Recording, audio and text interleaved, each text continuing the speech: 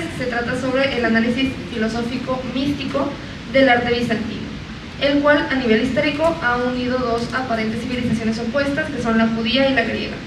Sus intereses son la filología, la arquitectura, la estética y la metafísica. A continuación nos presentará una ética basada en la idea del amor, pero en concreto el amor ágape, el amor filial, pues eros o las pasiones solo embrutecen los sentidos y el ser humano, si quiere alcanzar el bien, debe tener la mente simplemente enfocada en la razón y el logos. Bueno, gracias por la presentación, espero se escuche bien, dado que tengo la voz un poco baja.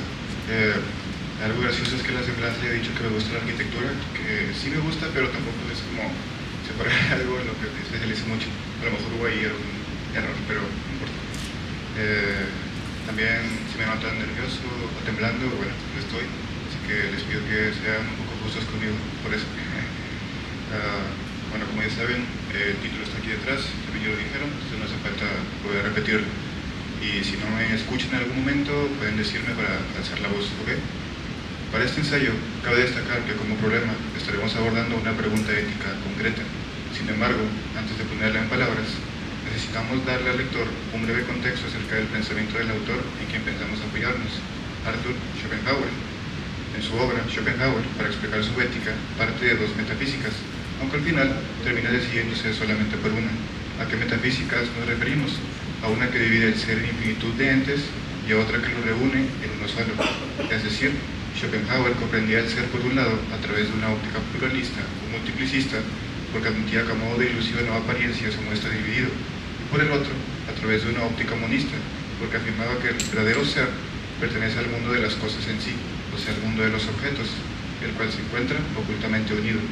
Igualmente, es importante señalar que ambas posturas están juntas en una sola realidad y que actúan oponiéndose todo el tiempo. Es más, dicho ocultamiento de que todo es uno es la base metafísica del pesimismo de Schopenhauer, quien lo llamó principio de individuación. De hecho, Schopenhauer estableció que la virtud o la felicidad está más presente en aquella persona que se concibe a sí misma más como un objeto que como un sujeto. Y quiero aquí destacar que eso tiene que ver con el budismo y las tradiciones místicas de meditación, porque, bueno, ustedes verán un yogi y definitivamente un yogi no tiene diferencia con un objeto, pues está completamente, como dijo Lauro, en conciencia, ¿verdad? Porque pues también, siguiendo a Lauro, con él estoy de acuerdo en eso, también los objetos son conciencia. Pero, ¿por cuál metafísica se decidió Schopenhauer y por qué? Schopenhauer consideró más válido el monismo, ya que para él es falsedad aquella proposición que afirma todas las cosas están divididas y se diferencian entre sí. Así que, para él solo, existe un ser que lo llena todo sin ningún tipo de discriminación, el uno, puramente objeto. A propósito, en la metafísica de Schopenhauer podemos notar su influencia platónica, pues colocó el ser, exactamente donde Platón lo hizo, en lo inmóvil de las ideas. Además, hay una armonía importante entre Schopenhauer y Platón, y esta es que las ideas platónicas para Schopenhauer representan meramente los objetos trascendentales de los que habló Kant, o sea, los números. Asimismo, es necesario destacar rápidamente la inspiración que Schopenhauer recibió de Kant y de Spinoza. En primer lugar, las categorías apariencia o ilusión y cosa en sí, que utilizó en gran parte de su obra, equivalen a los términos kantianos fenómeno y noúmeno. En segundo lugar, el monismo de Schopenhauer, que consideraba todos los entes comparten una misma esencia, pues todo es únicamente naturaleza, es una idea que retoma del pensador judío. Por otro lado, es relevante mencionar que estamos ante una ética y una metafísica complejas, que no solo comparten ideas con la filosofía de Occidente, sino que lo hacen también con la de Oriente. Pero, ¿cómo sucede esto? En primer lugar, podemos decir que Schopenhauer es occidental, en tanto que fundamentó parcialmente su pensamiento con la filosofía kantiana, spinoziana y platónica. Y en segundo lugar, es válido afirmar que Schopenhauer recibió influencia oriental, en tanto que tomó como principio de su sistema la filosofía hindú de los Vedas y los Upanishads. Antes de pasar al desarrollo, todavía nos queda un enigma por resolver. ¿De qué manera se conectan específicamente la metafísica de Schopenhauer y su ética? Se vinculan porque nuestro pesimista pensaba que todo ser humano, si quiere alcanzar la virtud o la felicidad, necesita superar las ilusiones con que el velo de Maya siempre engaña a los sentidos y a la razón. Aún así, probablemente se preguntará el oyente, ¿en qué consiste el velo de Maya? Dicho de forma bastante simple, es una cuestión de conciencia, pues cualquier persona que considera la realidad está hecha de múltiples seres o entes. Pues cualquier persona que considere la realidad está hecha de múltiples seres o entes, y eso no es poca cosa, dado que todo hombre que está encadenado por el velo está condenado a sufrir, a menos que éste se torne hacia la compasión. De tal manera, por fin encontramos un concepto que se relaciona profundamente con nuestro primordial interés a solucionar la compasión, la cual también puede llamarse amor, puesto que anhelamos responder como la ética pesimista, la cual parte del amor a todas las cosas, ya que amar todo es amarse a uno mismo, porque todo es uno. Según Schopenhauer, es capaz de llevar al individuo a lo que los budistas llamaban nirvana, pero que nosotros en este texto traduciremos por felicidad o por serenidad. Si aún la idea no queda clara, puede pensársele como un equivalente de la ataraxia que plantearon antiguamente filósofos tales como Epicuro y Pirón de Elis. En fin, planteamos aquí procurar contestar ante todo la siguiente pregunta: ¿de qué forma Schopenhauer explicó que la compasión puede rasgar el velo de malla yacente en el alma individualizada a través del ascetismo o una renuncia de sí? Ahora sí empezamos a la argumentación. Toda individualidad es ilusoria. Algunos seres humanos se conciben a sí mismos como individuos. Por lo tanto, algunos seres humanos viven bajo una ilusión. Primero establezcamos cómo desarrollaremos nuestras ideas, simplemente así, ejerciendo preguntas a las premisas. Pues si conseguimos contestarlas, haremos probado también la conclusión del silogismo expuesto. Todo que un silogismo solo es válido si de las premisas es posible extraer la conclusión. Sin más preámbulos, argumentemos. ¿Por qué la individualidad no es real? Porque la individualidad no es otra cosa más que la máscara de una realidad más auténtica. Dicho de otra forma, la individualidad es falsa, en tanto que a ella subyace otra realidad completamente contraria y más verdadera, la de la unidad absoluta. Es decir, detrás de la multiplicidad de seres que se presentan a la percepción humana, existe un solo ser que llena todo, el cual Schopenhauer llamó voluntad. Por otro lado, aquella realidad inauténtica de la individualidad es lo que Schopenhauer, junto a la sabiduría india antigua, denominaba velo de malla. Entonces, ¿existe alguna forma de establecer que la individualidad es inconveniente, incluso dañina y maligna? Por supuesto que sí. Meramente no conviene porque lleva al sujeto a concebirse a sí mismo, separado de los otros. O sea, la individualidad les arrebata a las personas la posibilidad de conectar, comunicarse y amar a otros seres humanos, incluso no humanos, por ejemplo las plantas o los animales. Todo esto también puede interpretarse como viene a continuación. La individualidad solo es capaz de llevar al ser humano al solipsismo o al egoísmo, y precisamente en el sistema filosófico pesimista la maldad surge de este concepto, el egoísmo, porque el egoísmo tiene por naturaleza la tendencia de imponerse sobre los otros, de utilizarlos o lastimarlos tanto consciente e inconscientemente. Y no solo eso, sino que en algunos casos lleva a su extremo la individualidad, pues niega por completo la existencia del otro a nivel teórico y práctico. Por ello es que junto a Ávila, un intérprete de Schopenhauer, oponiéndolos al egoísmo y a la maldad, siguiendo a Schopenhauer, definimos la virtud o el bien de la siguiente manera: la virtud de la compasión nace del reconocimiento de que a pesar de la pluralidad de sus manifestaciones, todo se reduce a una única voluntad. Sin embargo, todavía no ha quedado claro algo. ¿A cuál voluntad se refiere Schopenhauer? A la voluntad de vivir, es decir, al deseo, o dicho en sánscrito, kama, pues cualquiera que se detenga un poco a contemplar la naturaleza de nuestro mundo no tardará en concluir que la vida se aferra intensamente a sí misma. Por ejemplo, las plantas son capaces de romper el concreto con tal de obtener su alimento de los rayos solares, o los animales carnívoros pelean entre sí para decidir quién se quedará con la presa. Exactamente eso es la voluntad. Ahora, habiendo declarado en qué consisten los seres humanos individualizados, pasemos a tratar de sus opuestos, los seres humanos que hacen el bien, puesto que se conciben a sí mismos unidos a la totalidad. ¿Quiénes son estos? Los que se identifican a sí mismos en el otro, sobre todo cuando se trata del sufrimiento. A estos los llamaremos seres humanos totalizados. Si profundizamos más en la esencia de aquellos maravillosos seres, pronto hallaremos que también han decidido negar su voluntad de vivir. ¿Con qué fin? Con ningún otro más que el de servir a los otros en amor y en compasión. Pues los seres humanos totalizados no conciben mayor felicidad ni gozo que estar a merced de la voluntad del otro. Así que para Schopenhauer, si existe una manera de ser feliz, es trascendiéndose uno a sí mismo a través del calor fraternal del amor.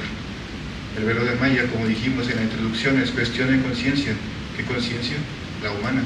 Dado que todo ser humano que se comprende a sí mismo como un individuo, ajeno a lo que le rodea, se encuentra bajo el tenebroso influjo del velo.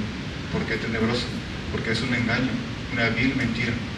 Habiendo hallado el significado y el sentido del velo de malla, pasemos a interrogar a Schopenhauer en búsqueda de una anestesia para la terrible individualidad.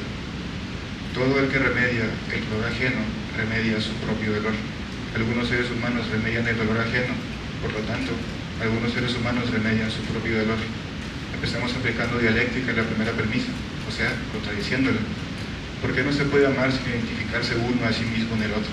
De primera mano podemos responder que no se puede amar si detrás de tal amor no existe un motivo y un sentido, ya que un amor sin dichos elementos sería un amor inútil o vacío. Sin embargo, ¿qué valor o qué sentido puede tener el amor o la vida? La respuesta de Schopenhauer es la compasión, y nosotros estamos de acuerdo con él. Pues imitándole, partimos de un hecho metafísico bastante enigmático y hasta controversial, el dolor. Es decir, para nosotros, como para Schopenhauer, todo ser existente sufre, y esta es una verdad que si se le niega es solamente porque se vive bajo el velo de Maya. ¿Qué otra respuesta podemos ofrecer a la pregunta que planteamos? Que el amor solo puede dirigirse hacia el otro, porque si se torna hacia uno mismo, de inmediato, aunque no en todos los casos, se convierte en egoísmo.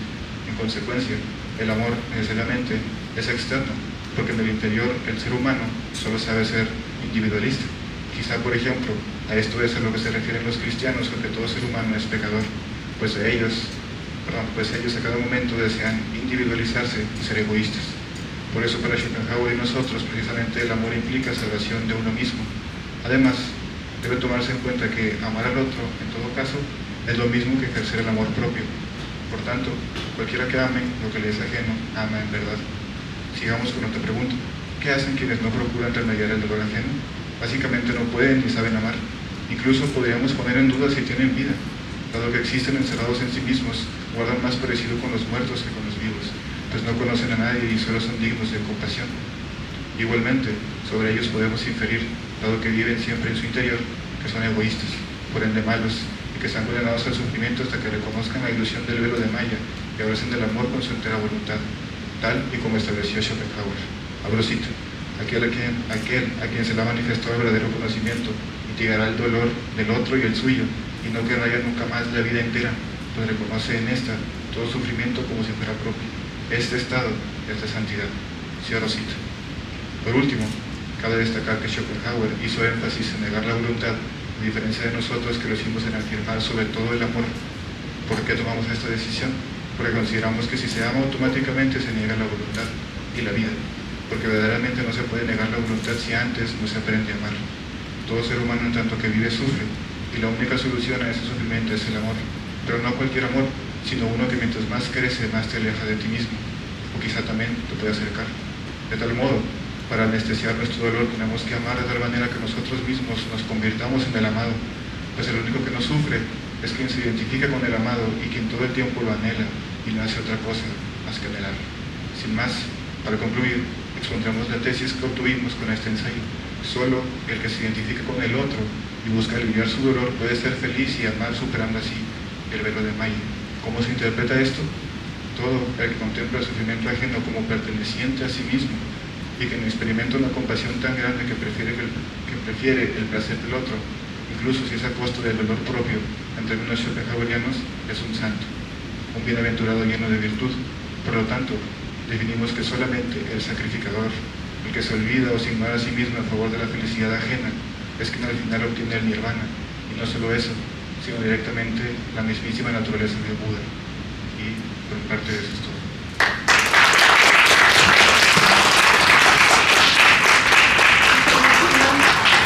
No hay preguntas. ¿Alguien tiene preguntas para el ponente?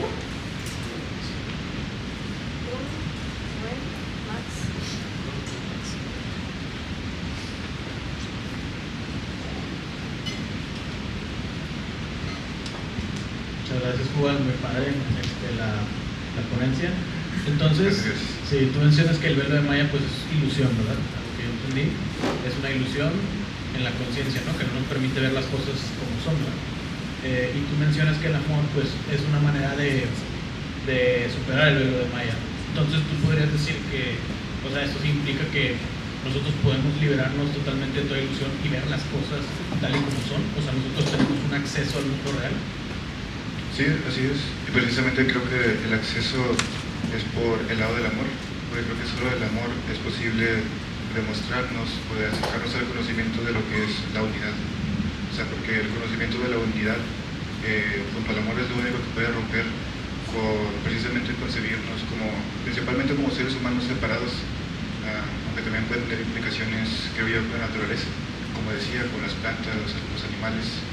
No sé si respondo. Sí, sí, o sea, básicamente sí podemos ver las cosas. Sí, así es.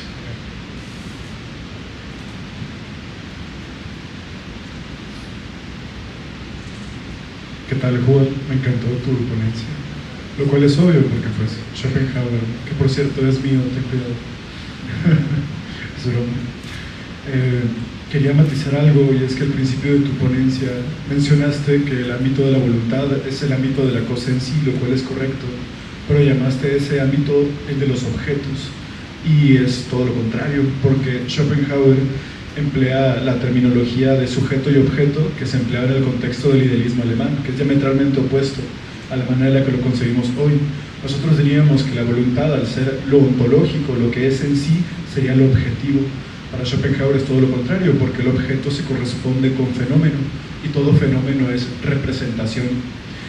Y esta se da pues, en el aparato cognitivo, ¿no? O sea, ese sería el ámbito objetivo, mientras que el ámbito subjetivo es el del sujeto del mundo, que sería la voluntad de vivir, que es este fondo irracional que tú bien mencionas, ¿no? Bueno, tengo una pregunta un poco cruel, porque... Bueno, gracias primero por la aclaración. De nada. Tengo una pregunta un poco cruel, porque ahora voy a criticar a Schopenhauer a través de ti, ¿no? Y es esta vía del amor con la que yo estoy fundamentalmente de acuerdo, la renuncia, la negación de la voluntad de vivir y sobre todo el ejercicio de la compasión. Pero Julio Cabrera cuestionaría si esto es posible para todas las personas y sobre todo en todo momento, porque él habla de la inhabilitación moral, dado que estamos en una tan mala situación como la que el mismo Schopenhauer describe, siempre asediados por constantes deseos, siempre insatisfechos, teniendo que atender a nuestras necesidades, sin lo cual moriremos, ¿no? Y siempre al acecho de muchísimos peligros, ¿no? Pues entonces todos pueden verdaderamente irse por esta vía del amor, de la compasión, para librarse del sufrimiento y acceder al ser en sí a través de la negación de su voluntad. ¿Pueden todos o solamente quienes tienen determinadas condiciones, ¿no? ¿Pueden los pobres en la India acceder al amor, ¿no?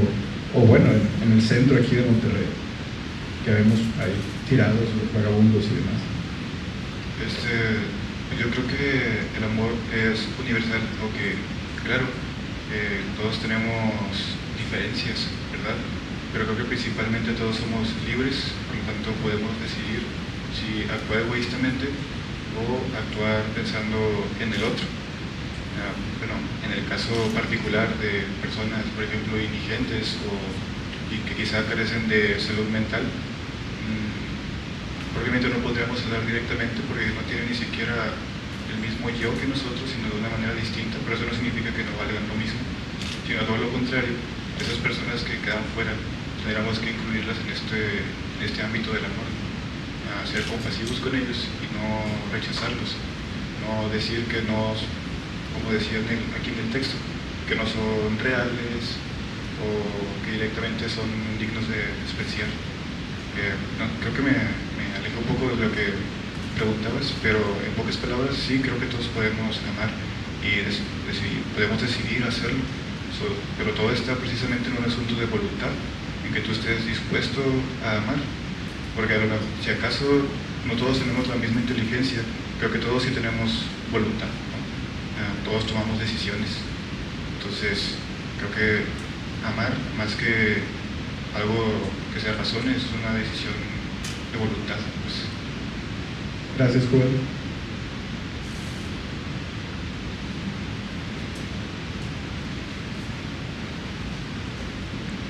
Hola, ¿qué tal? Primero que nada, qué buena ponencia, la verdad. Gracias. Y quería preguntarte qué significado puedes sacar tú de la frase bienaventurados aquellos que pasan hambre y sed por las personas correctas, y si su significado podrías aplicarlo a la vida cotidiana. Pues es bien conocida, de hecho, la relación de Schopenhauer con el cristianismo, y yo también, por detrás de todo este ensayo, pues también soy estudioso del cristianismo. Entonces considero que si estamos sufriendo o si de alguna manera algo nos duele, por lo menos en este mundo en el que la tendencia es hacia el egoísmo, quizás es que estamos haciendo las cosas bien, ¿no? como un estigma o una prueba para nosotros mismos de que vamos por la vía correcta y no por una que esté todo lo contrario, mal. Eso sería todo. Sí, gracias.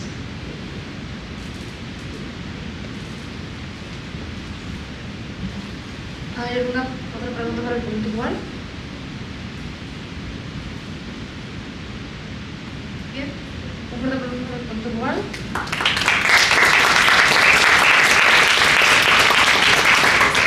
Vamos a tener un breve descanso de 10 minutos para que puedan pasar a incluir alimentos.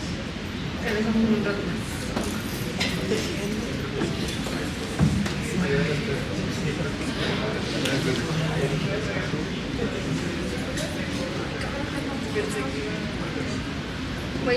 Voy corriendo, voy al baño.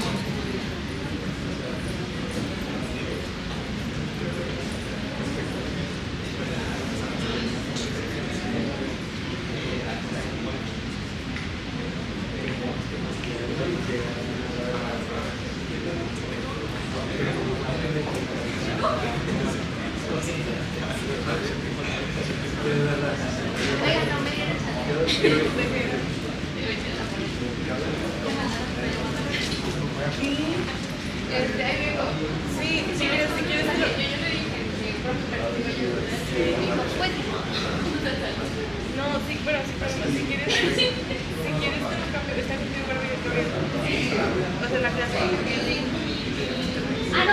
Ah, ok, bueno, no, entonces...